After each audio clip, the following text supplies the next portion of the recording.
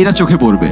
আয়নার সামনে কেন চোখে পড়ে না জানেন? বিকজ আয়নার সামনে ইউ সি ইয়োরসেলফ, এন্ড যখন চোখে পড়ে as we see ourselves we adapt.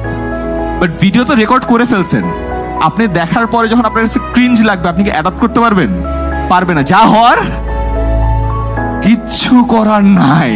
and you'll imagine যে আল্লাহ আমি এমন কেন করলাম, বাট কিছু করার নাই, and you have to bear that. So এটার ফলে you'll get a very good understanding যে আপনার বডি ল্যাঙ্গুয়েজে কি কি পরিবর্তন আনা প্রয়োজন। and finally for the third level you turn on the audio and see the video at a go, and then you'll understand যে আপনার কমিউনিকেশনে কত ধরনের সমস্যা আছে। আমি কমিউনিকেশন নিয়ে বই লিখছি, প্রচুর ভিডিও বানাচ্ছি, বাট দেন আই রিয়েলাইজ একটা জিনিসের কারণে মানুষের সেলফ অ্যাসেসমেন্টটা হয় না। সেটা হলো বই পড়ছি তো কি হচ্ছে, ঠিক আছে আমি ভাবছি এতটুকু আমি এখানে যাব। সেলফ অ্যাসেসমেন্ট ছাড়া কেউ কোনো জায়গায় ইমপ্রুভমেন্ট আনতে পারে না। So that's the biggest problem.